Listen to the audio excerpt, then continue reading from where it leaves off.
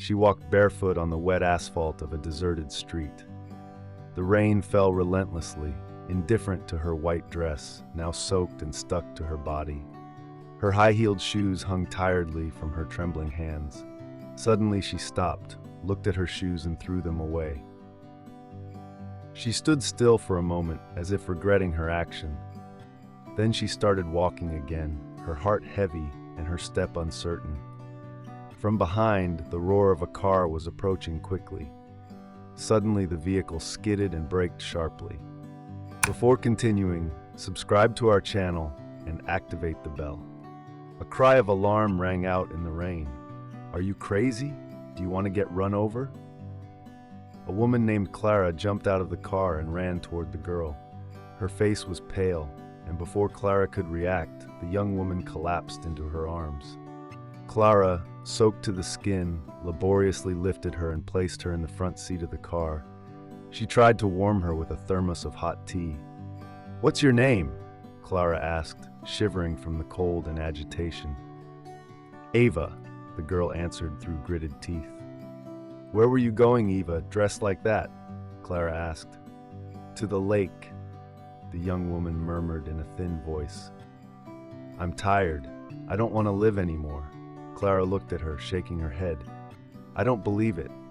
Now I'll take you to my house, you can take a hot bath, and then we'll talk about it again." Eva, looking out the window, saw the raindrops sliding down the glass. They reminded her of the tears she had shed years before, the day she was orphaned. She was only 10 years old, and with eyes swollen with pain, she watched the shovel blades covering her parents' graves. It was Aunt Marta who had taken her by the hand that day, leading her out of the cemetery.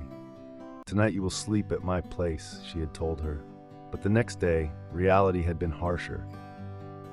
Eva had been taken to an orphanage and had remained there, forgotten by everyone. As Eva grew up, she became a beautiful girl, attracting the attention of boys.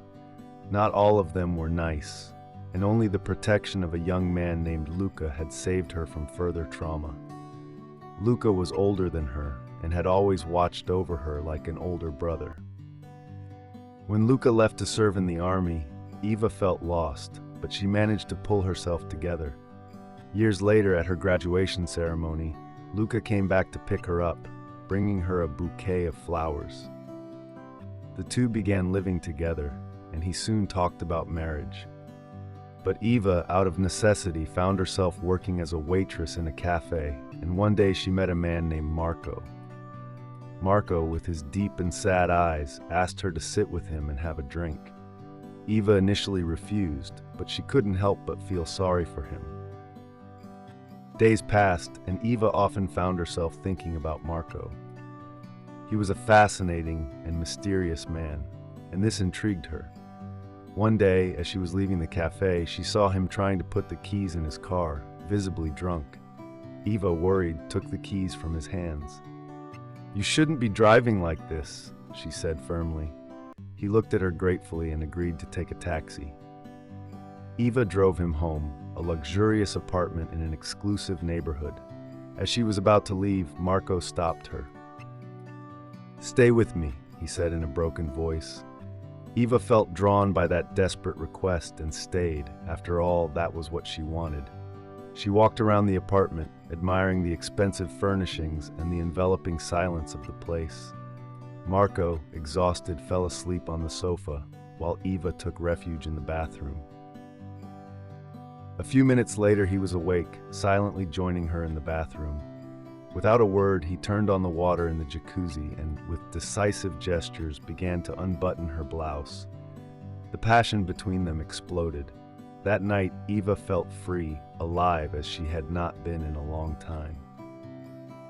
The next morning, Eva left the apartment without waking Marco. She returned home with a strange feeling of guilt, but also with a deep desire to see him again. The following days passed slowly, and when Marco finally returned to the cafe, Eva's heart skipped a beat. That evening, Marco confessed his love to her. "I can't stay away from you," he told her, and invited her to see him again. Eva, however, was torn.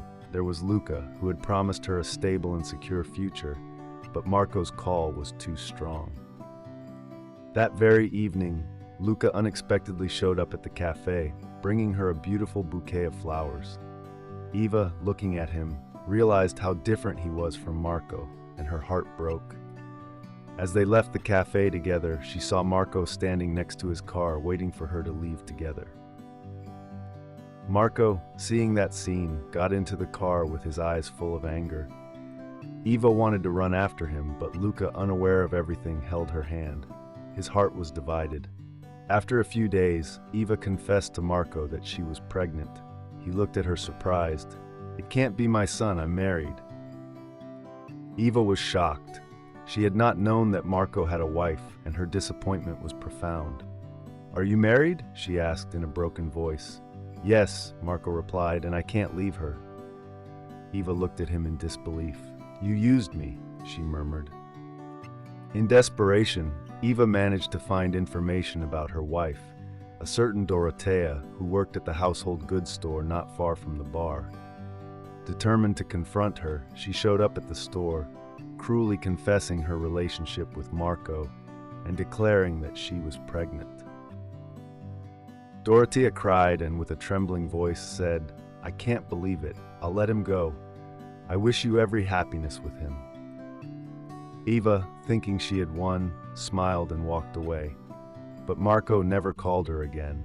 Numerous calls followed, all of which fell on deaf ears, and when he finally answered, he angrily told her that he didn't want to hear from her anymore. Eva found herself alone in the most absolute depths. Luca, still unaware of everything, returned from his trip and asked her to marry him. Eva accepted, but deep in her heart, she knew that her love for Marco had not vanished. It had left her with an unfillable void. On the day of the wedding, as she crossed the main nave of the church with her wedding dress shining, Eva saw Marco sitting in the pews. She couldn't help herself.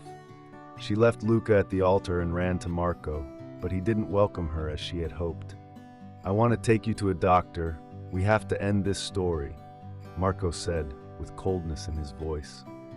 Eva followed him anyway in the car, hoping for a reconciliation. But during the trip, Marco confessed his true intentions. "You have destroyed my life. I don't love you.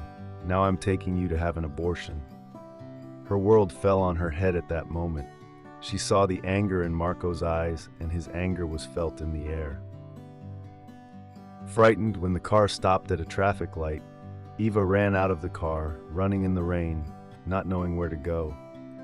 After just a few steps, she realized that she had to start over, far away from both of them.